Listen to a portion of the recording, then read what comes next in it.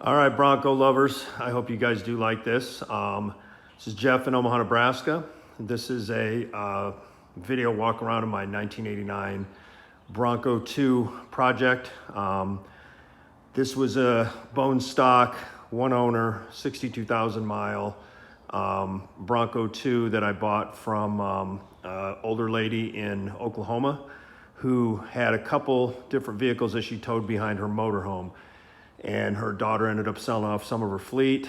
I found this on Facebook Marketplace, and I flew down to Dallas on New Year's Eve day and bought it, and then spun around and drove it home 650 miles to good old Omaha. So here it is in its current form. It looked much different then. It was bone stock with stock tires, had the little bug shield, had the Bronco running boards, the whole deal. So obviously I've spiffed it up quite a bit, and we're going to talk about that today. So looking at it, you can see it's lifted up. I've got about a 7-inch lift. It's a combination of front coil springs. I got Explorer springs on the back and drop shackles, the Chevy drop shackles on the back. The Chevy drop shackles and the Explorer springs raised it about 3 inches. And then I ended up using some blocks on the back to level it out with the front. It's also got 31.5-inch tires, 31, I guess they're 31 1050 by 15s, Goodyear Wrangler radials. And then it's got those Ion alloy wheels, which I think are pretty cool. I like them because they look like they're kind of beadlock wheels, but they're not. They're inexpensive and they're just neat. You can also see I've got the James Duff Stage 3 radius arms. I bought those used from Bob Bruton in Oklahoma. He took them off of his build, and then he sold me his Duff coil buckets as well. You can see those. These things came, they're pretty rough. I sandblasted them and repainted them, my version of James Duff Blue. And then I've got dual Rough Country shocks in the front, and I've got Rough Country lift shocks in the back. You can see those Bronco logos are not stock. I had those made by my sign company. I think they're pretty cool. I did not like the Bronco emblems that were on there. You can see I blew them off with a power washer and even peeled a little bit of the paint off the vehicle, so I had to make the stickers a little bit bigger to cover that up. This Bronco logo is the same font style as the new Broncos that have just been released. So if you look at one of those new Broncos, this lettering is the same, and that's kind of why I did it. So let's talk about some other things here. I did swap out the front and the rear axles. For you diehards, I did not do the Dana 35. I stuck with the Dana 28, only because it was available. I bought a Dana 28 and a 7.5 rear off a Ford Ranger that were in a junkyard because they had 410 gears and the rear was a limited slip. So I wanted the 410s to pull these tires around. I couldn't really find a Dana 35, and I'm not gonna do, crazy off-roading. This will be a, drive in the snow in Nebraska. If it hits a trail now and then, that's fine. It's gonna go to back and forth to a couple auto shows probably. So you can see I got a Rough Country steering stabilizer. Here's a better view of the Duff buckets and coils. These are 4-inch Rough Country lift coils. Although somehow this thing's up 7 inches. I don't know why, but it is. And then you can see those sway bar extensions that I got. Little sway bar extension arms. Those are cool. Those are off of a Jeep. I got those on eBay. 75 bucks a set, and then they're the quick release ones as well. So I could pull those out, drop the sway bar off if I wanted to get some more travel in my suspension if I was taking it off road. Underneath, I did, and the reason I got those is because the Rough Country 4-inch sway bar drop brackets will not allow the use of the Rough Country steering stabilizer. They get in the way. The brackets get in the way of each other. So Rough Country, the parts were fighting with each other, so I took off the Rough Country sway bar drop brackets, and I got those, which I think are a much better situation anyway. In the front of the truck, you can see that it's clearly not a Bronco bumper. That is a sourced bumper that fits a Jeep. I can't remember exactly which one. I think it's the 2007s, but if you email me off record, I'll get that to you. It's a Nylite bumper. that I had brackets built to fit the front of the truck. It comes, and this bumper comes in a bunch of different forms. You'll see other brands that look just like it. This one's got the 4 embedded, lights, and then I did put the 2 bigger round lights on the top. It's got the D-rings that come with it, and it's just good looking. I mean, it's rugged, it's different. I really liked it. Behind that's a Smittybilt Winch. Let's see the Smitty, there he is. It's an XRC 9,000 pound winch. Don't know how much use that'll get, but might as well have it. And it was only 300 bucks. So, I got the winch bumper, might as well have the winch. Behind that, you can see that is not a standard Bronco grill. The black grill I installed in place of the chrome grill that came in it, as well as the headlight bezels. I switched those. I got that stuff on eBay. It was not really expensive at all. But the Ford lettering is custom, that I kind of created my own. I took the grill to my sign guy, and he created this little plate out of black plastic that matches perfectly. None of that's painted. That's all, just stock colors. And then I bought those Ford letters from the Bronco restoration guy on eBay for 75 bucks. They sell them in red and blue. I like the blue to match my truck. And those are kind of attached to the back of that plate, and then the plate is attached to the grill. So I think it's cool.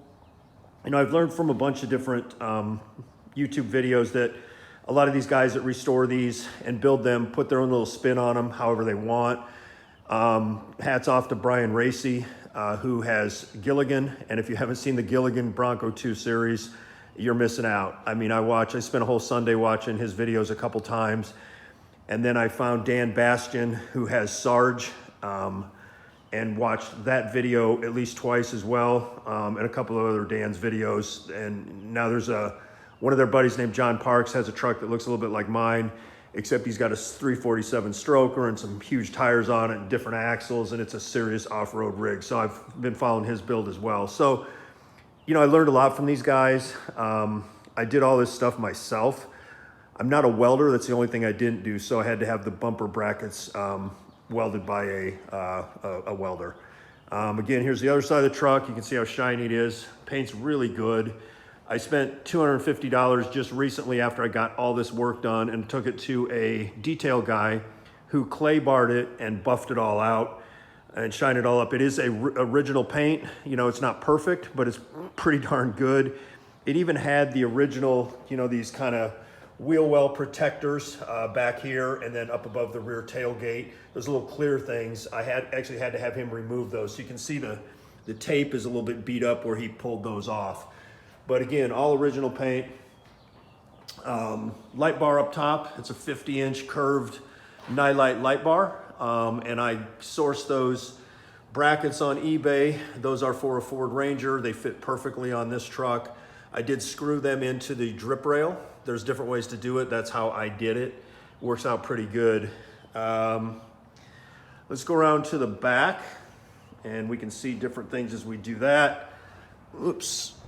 So I've got this new Bronco 2 tire cover my 31-inch Goodyear Wrangler. I do have a full-size spare.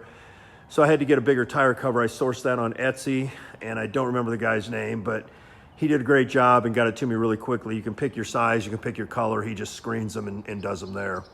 You can see that back bumper. Again, that's a Nylite bumper that matches the front. Again, off the same year Jeep. That one's modified a little bit because the bracket was a lot of work to make fit. Again, I had to have that welded and kind of custom made to fit the truck.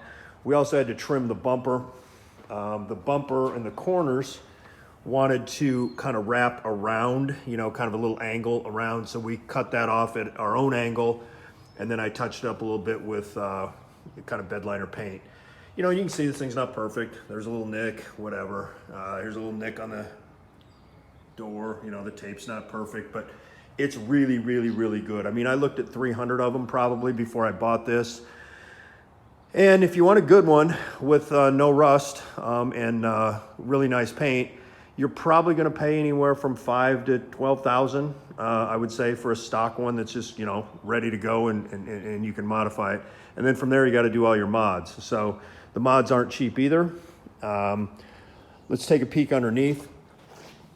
This is the Ranger axle that I put in the back. Obviously, I added 4-wheel discs to it.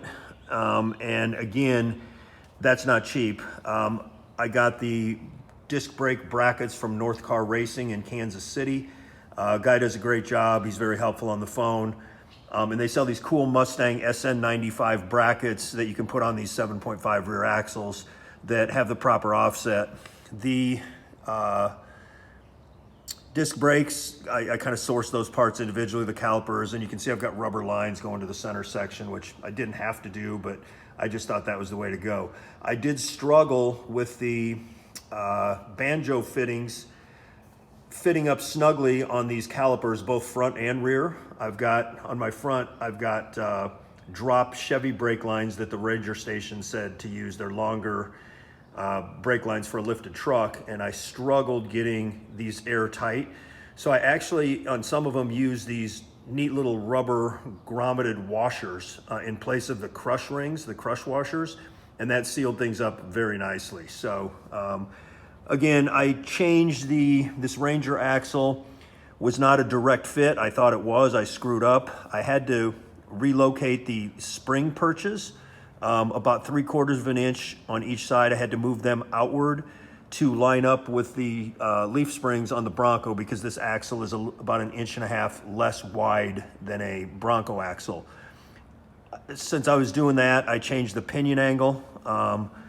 With the 7-inch lift, the drive shaft angle was not great, so I changed the pinion 13 degrees upward. So it matches up perfectly in the drive shaft. I did not have to lengthen it. I didn't do anything to it. Just changed the pinion angle and it looks perfect. So that was good. You can see this thing's really clean. And I really like it. So historical plates in the state of Nebraska, you can get those one time, pay $79, and you never have to pay license fees again or registration fees. So I did do that. Gosh, what else? Inside the truck, oh, you got to listen to this. I love how these doors sound. So this is old school door. Here you go. It just sounds like heavy metal, you know? It's just, they're just different. They click differently than the new trucks. I do have some weather stripping issues I got to address, but you can see the interior. Original seats. This seat's a little worn, but there's no rips. The dash is perfect. There's no cracks in the dash. The headliner is good. There is no cracks in the headliner. Interior wise, it's got these original Bronco 2 floor mats, which are really neat. I think those are cool. And then I did put vinyl flooring. I ordered a vinyl flooring kit, you can see, from a company online that does interior vinyl flooring. It's like $275. That kit is nice, and everything they said it was, but they're a lot of work.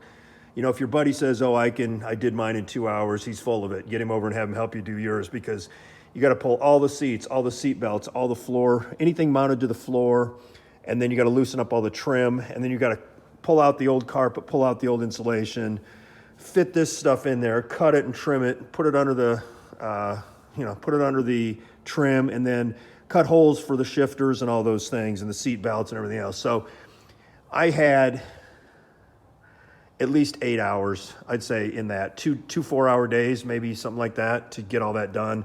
Love it. I'm really glad I did it, but it was a lot of work.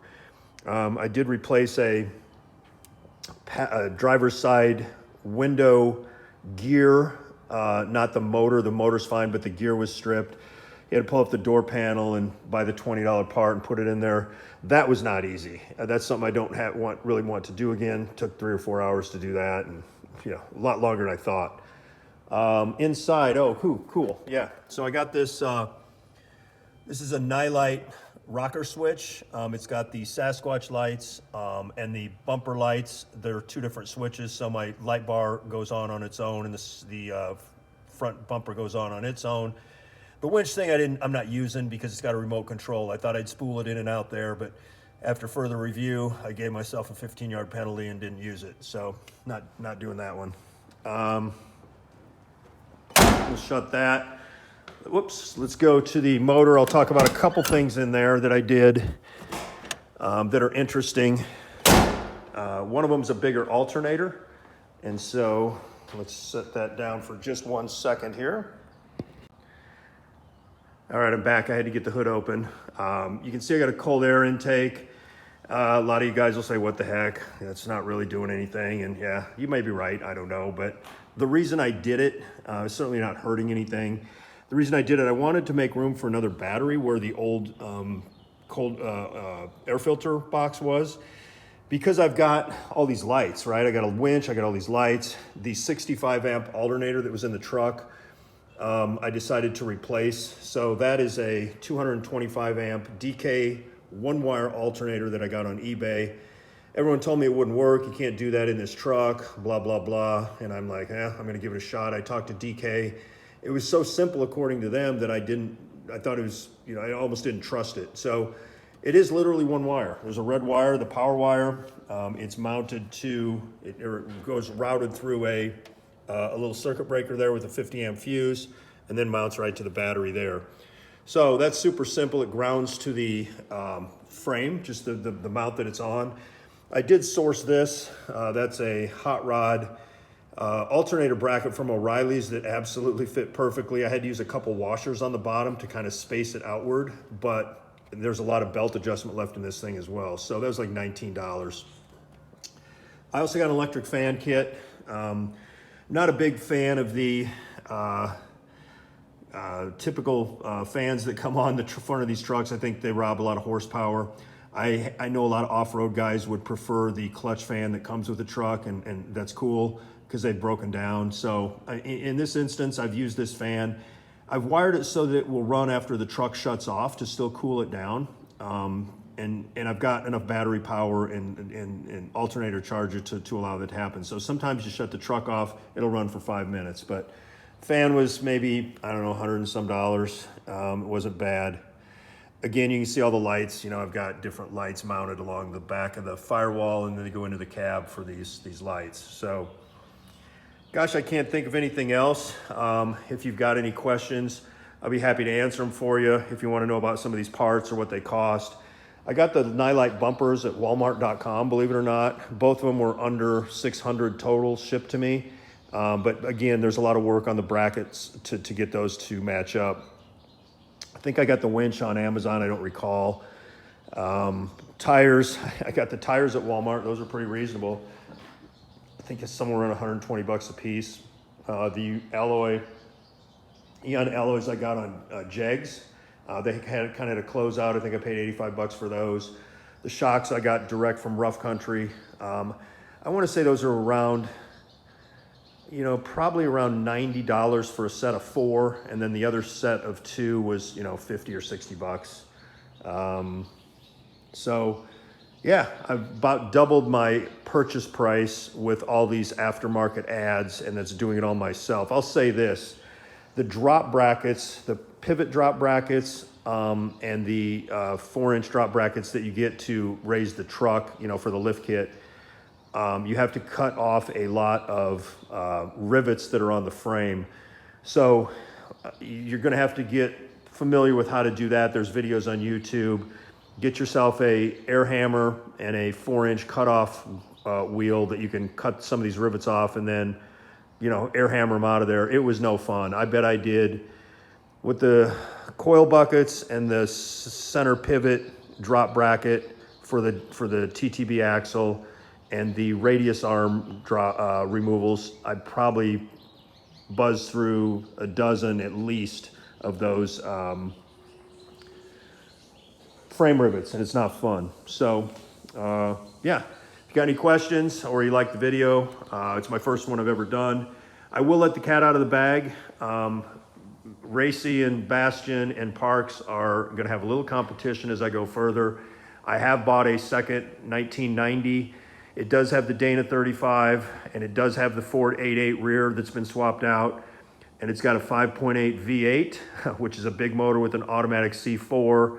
And it's got the full James Duff stage 3 suspension and a couple-inch body lift to accommodate the V8. So I will be doing a video on that one. What I'm going to do with that is use all the bones, and I'm going to put a different body and a different interior in it, because the one that's on there is ugly. It's kind of a chop top Bronco, but the guy did an amazing job of everything else. So that video will be coming out in the next year as I get to it. But for now, I'm going to enjoy this project. So thanks a lot.